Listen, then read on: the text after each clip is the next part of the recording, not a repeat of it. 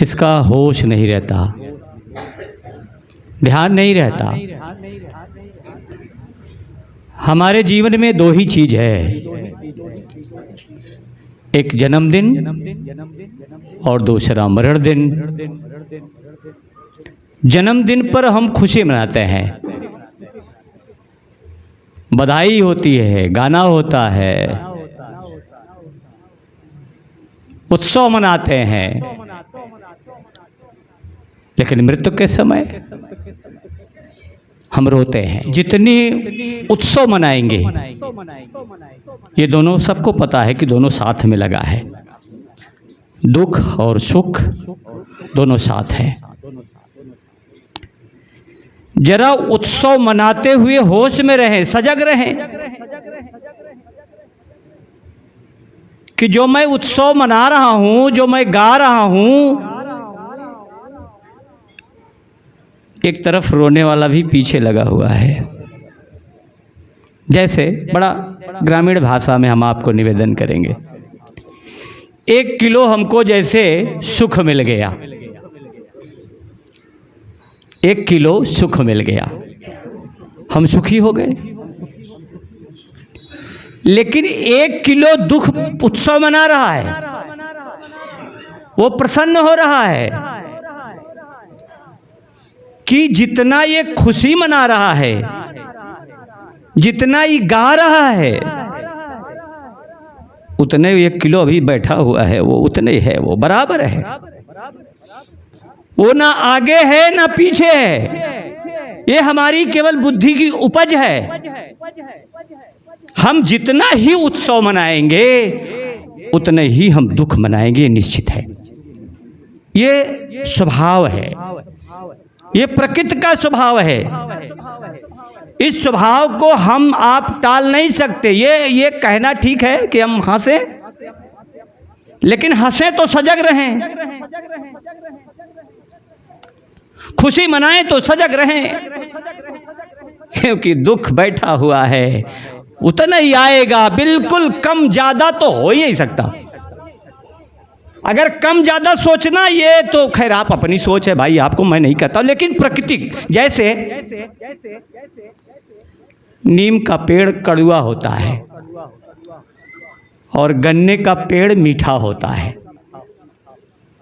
नीम के पेड़ के सामने अगरबत्ती जलाएं, माला पहनाएं, एक मूर्ति वहां ला करके रख दें और उसके सामने ढोल हारमोनिया बजाएं और गाएं,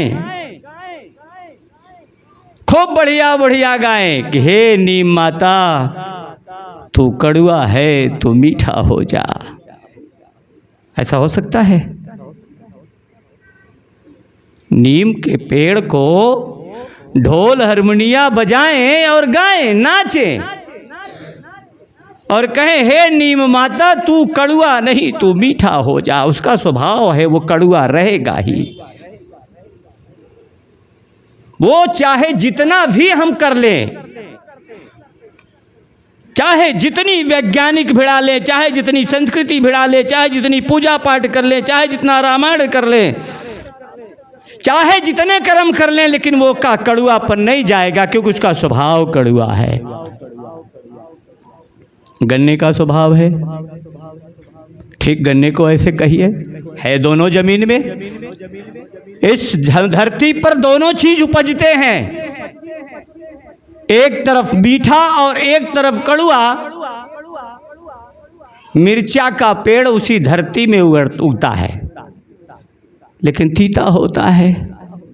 हम लोग तो किसान हैं, हम लोग तो देखते हैं।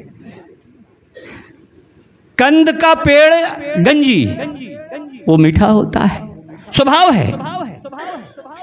ऐसे दुख और सुख दोनों स्वभाव हैं। संत क्या कहते? सजग रहिए। ये समझदारी, यही ये सजग रहें, होश रहे, समता रहे, शांत रहें। आज जितनी शांति है, जैसे डर भरा हुआ है। कहने को तो भाई आप कुछ भी कह लो, गा लो। एक महात्मा, जब हम लोग जाते हैं किसी के दरवाजे पर जाते हैं, कोई किसी के दरवाजे, कोई जवान हो, बूढ़ा है, सियान है, लड़का है, कोई अगर शरीर छोड़ देता है तो मैं जाके कहता हूँ, अरे मत रो भैया, ई सब के ऊपर बीती, एक दिन हमहू चला जाब, सब क्यों चला जाब। और उसके बाद अगर वो बहरे आवई, उनसे पूछा, कहो भाई तू कहे हमहू चला जाब, जाबे। बड़ी बड़ी ऐसी बात नहीं है, समझने की बात है साथ संगत जी। हम कह जरूर देते हैं, लेकिन जब मेरे ऊपर पड़ता है तो वही हाल होता है जो सबके ऊपर होता है। लेकिन फिर भी संत कहते हैं कि सजग रहिए, इसी को कहते हैं सजग रहिए। क्योंकि अगर दुख में अगर आप रोए तो सुख में उतने हंसेंगे। सत्संग में बहुत जगह ये दोनों साथ में लगा हुआ है। इसको कोई टालने वाला, जैसे प्रकृति है स्वभाव अपने अनुकूल है, इसी तरह से वो भी स्वाभाविक है, वो दोनों रहेगा। तो साधु कहता है, फिर से कह रहा हूं, बार बार कह रहा हूं कि सजग रहें। नौकरी मिल गई तो निशान चढ़ा दिया बजरंगबली को, अब खूब खुशी का तमाशा नहीं रहा। वाह भाई, अब क्या बात है। देखिए, हम आपके सामने अनुभव की बात करेंगे, हम कहानी किस्सा, हमारे ऋषि मनीषियों ने ये जो महताब बाणी है, ये गीता, ये बुक्स है, ध्यान दीजिएगा आप सब। आज बहुत अच्छा दिन इसलिए है क्योंकि आज चोट करने, जब घाव हो तो उसमें मलहम काम करता है। आज चोट सभी को है, इसलिए दवाई की जरूरत है। जब चोट लगेगी, घाव होगा, तब दवाई खाओगे तो आराम करेगा। आज चोट लगा हुआ है, इसलिए दवाई काम करेगी, दवाई काम करेगी। ये गीता है। इस पुस्तक को लिखने में बाबा मेहताब जी ने कितनी मेहनत किया होगा, और हम सब कितना मेहनत करते ही, कितना मेहनत करते हो। कुछ नहीं, उठाए और पढ़ गए, एक लाइन से एक लाइन तक, एक लाइन से एक लाइन, एक लाइन एक लाइन, बस पढ़ते चले गए। अच्छा, पाए क्या? ध्यान दीजिएगा। गीता, महाभारत, रामायण, कुरान, पुराण, वेद, शास्त्र, ऋषि मुनियों ने कितनी मेहनत से लिखा होगा, कितना मेहनत किए होंगे, और हम आप पढ़ करके उसका वह हाल है जैसे एक दुकान से सब्जी लेकर के दूसरे में 10 रुपया खरीदे, 15 रुपया के बेच दिया। हमने इस पुस्तकों को पढ़ पढ़ करके एक धंधा बना लिया, हमारी बिजनेस चल गई। बढ़िया गा दो लच्छेदार खूब। अब बाप सब मनाई सुनेगा, अरे अरे अरे महाराज, अरे तू तो बड़ा बढ़िया कथा कहे, लेकिन केकर कथा कहें? गाया उसने, खूब बढ़िया गाया, बढ़िया आवाज में गाया। किसका गाना गाया? कबीरदास का भजन गाया, बड़ा बढ़िया गाया। हम बाहर निकले, कोई पूछा, भैया आप बड़ा बढ़िया गाया। अरे मैंने क्या गाया यार, क्या मैंने गाया? मैंने तो किसी और का गाया, नाम मेरा हो रहा है। पूरे माघ मेला में सबके लिखा हुआ है कि श्री श्री 1008 श्री रामानंद, श्री 1000 रामानंदाचार राम, भद्राचार राम।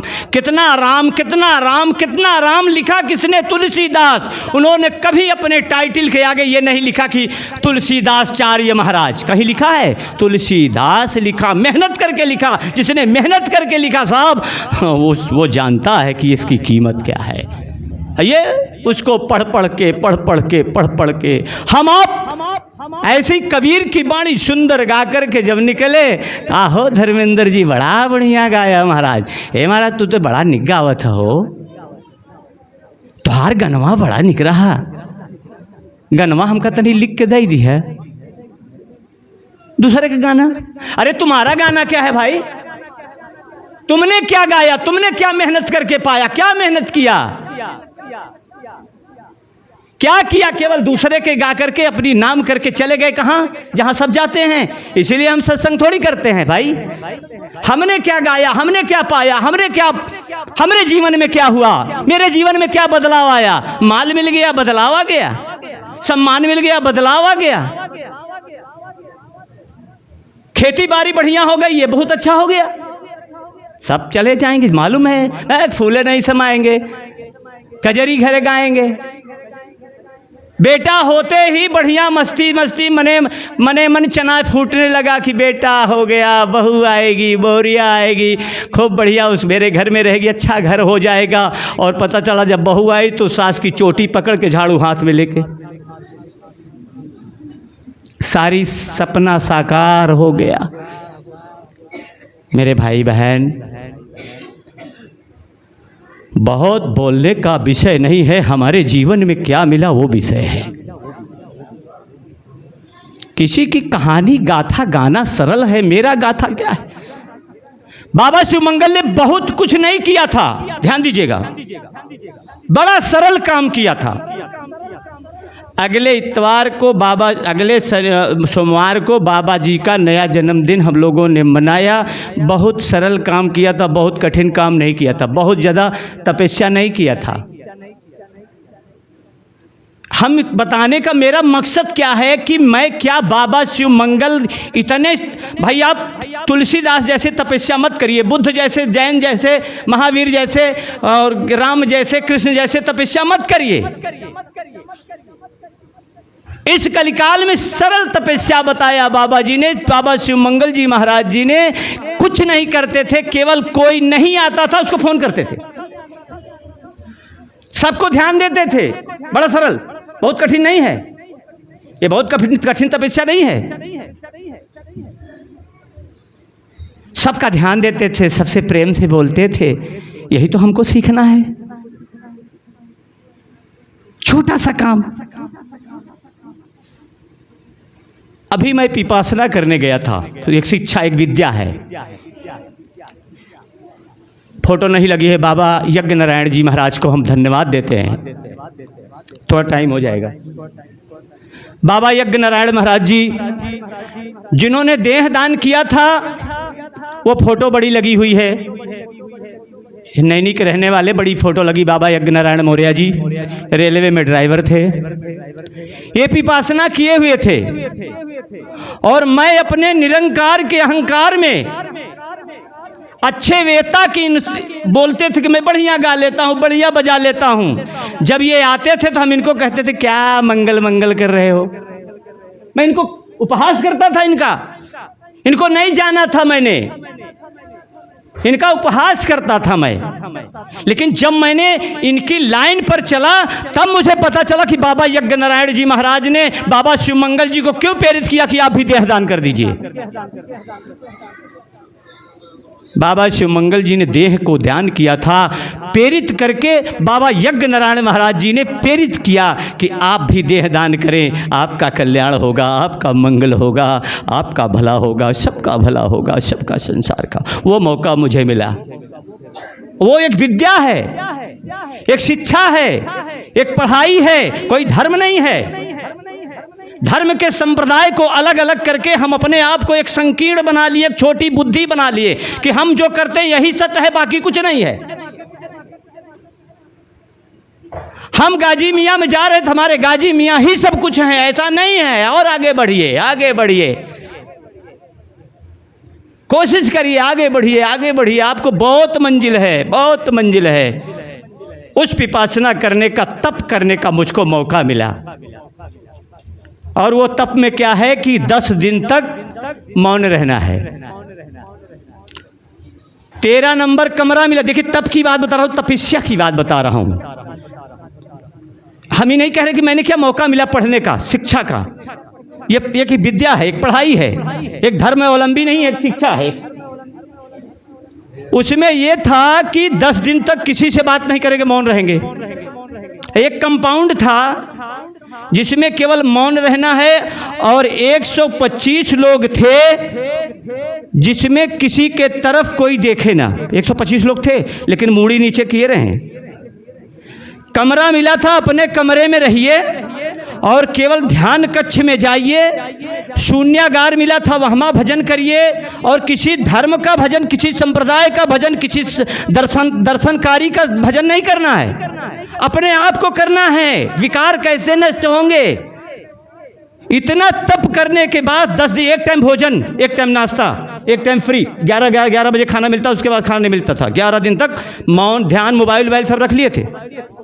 और जब तप करने के बाद जब मेरा मौन खुला तो जानते हैं क्या बोले? बाबा जी ध्यान दीजिए, बहुत ऊंची बात बोला, बहुत ऊंची बात बोला। आप इंजीनियर साहब आप ध्यान दीजिए। कहें जो 10 दिन का तप आपने किया, अपने लिए नहीं किया, अपने लिए नहीं किया। ध्यान दीजिएगा, जो पढ़े लिखे लोग हैं वो ध्यान दे, आप सबको ही ध्यान दीजिए, सबको ही, आप भी समझदार हैं। उन्होंने कहा जितना आपने तप किया आप अपने नहीं लिए नहीं किया, सबके भला के लिए किया, सबके कल्याण के लिए, सबके मंगल के लिए किया। मेरे जीवन में तप ठनका करे, बाप रे बाप रे। हम यहाँ सत्संग करने आते हैं, अपने लिए आते हैं? हे महाराज नहीं, इसलिए मेरा भला नहीं हो रहा है। मैं यहाँ सत्संग करने आता हूँ इसलिए मेरा भला इसलिए नहीं हो रहा है कि मैं अपने भले के लिए आ रहा हूँ। घर से जब निकलिए तो ये सोच करके, अब मैं जब ध्यान में बैठता हूँ, अपने आप में स्थित होता हूँ, तो मन मेरा ये कहता है कि हे परमात्मा, सबका कल्याण हो, सबका भला हो। मैं सत्संग करने जा रहा हूँ, सबके लिए जा रहा हूँ, अपने लिए नहीं जा रहा हूँ।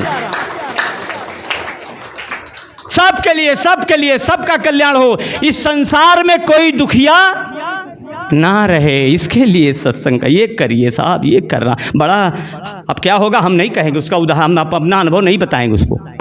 लेकिन संत क्या कहते हैं कि परमार्थ के कारण, ये किसी ने कहा है, आपको साधु बोलते हैं, आपको महात्मा बोलते हैं, आपको माता बोलते हैं, इतना बढ़िया बढ़िया बात बोलते हैं, सुंदर बोलते हैं। तो जब घर से निकले तो ये कह करके, ये सत्य, अगर आप अपना भला चाहते हैं तो भला का उल्टा क्या होता है? लाभ। किसी को लाभ देंगे, किसी का भला करेंगे तब आपको लाभ मिलेगा। भला करेंगे तो आपको क्या मिलेगा? लाभ मिलेगा। अब हम अपने लाभ में परेशान हैं तो कहाँ से मेरा भला होगा साहब? कहाँ से होगा? रक्षाबंधन के दिन कितने के मुँह इतना हो जाता, आवती हुई ही वही एक धोती ले जाई। ऐसा भाव नहीं होना चाहिए।